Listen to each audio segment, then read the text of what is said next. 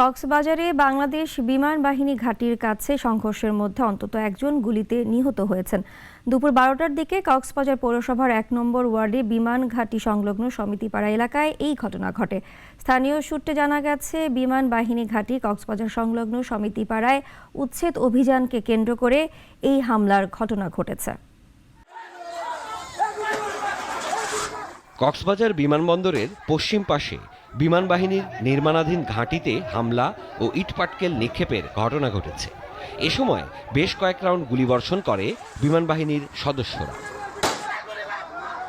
দুপুরের এই ঘটনায় সাহাব কবির নাহিদ নামে এক তরুণের মৃত্যু হয়েছে। তিনি বিমান বাহিনীর ঘাঁটির পাশে সমিতিপাড়ার প্রবীণ শিক্ষক মোহাম্মদ নাসির উদ্দিনের ছেলে। জানা গেছে, বেলা 11:30টার দিকে সমিতিপাড়ার পার্শ্ববর্তী কুতুবদিয়া পাড়ার জাহেদ হোসেন নামের এক তরুণের সঙ্গে বিমান বাহিনীর একটি তল্লাশি চৌকিতে হেলমেট পরা নিয়ে কথা কাটাকাটি হয়। এরপর জাহেদের স্বজনরা ঘটনাস্থলে পৌঁছে বিমান ঘাঁটি ও সদস্যদের ওপর ইটপাটকেল নিক্ষেপ শুরু করে।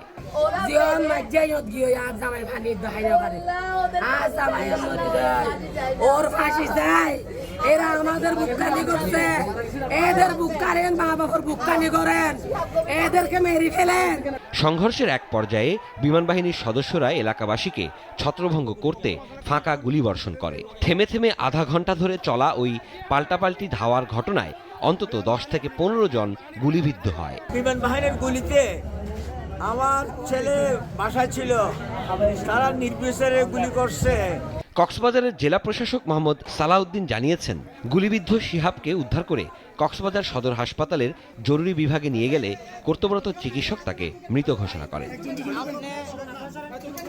শিহাবের মৃত্যুর খবর ছড়িয়ে পড়লে স্থানীয়রা লাঠিসোঁটা নিয়ে বিমান ঘাঁটির দিকে আসতে থাকেন।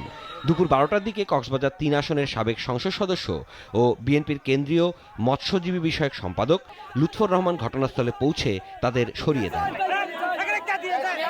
এলাকায় থমথমে পরিস্থিতি বিরাজ করছে। ঘটনাস্থলে অতিরিক্ত পুলিশ মোতায়েন করা হয়েছে। আইএসপিআর এক সংক্ষিপ্ত বার্তায় জানিয়েছে, কিছু দুর্বৃত্ত বিমান বাহিনী ঘাঁটি কক্সবাজারের উপর অতর্কিত হামলা চালিয়েছে। এ ব্যাপারে বাংলাদেশ বিমান বাহিনী প্রয়োজনীয় ব্যবস্থা নিয়েছে। সিরাজুল মনির শুভ, নাগরিক। দেশ জুড়ে তোলপাড় ওয়ালটন ফ্রিজ কিনে আপনিও হয়ে যেতে পারেন মিলেনিয়ার।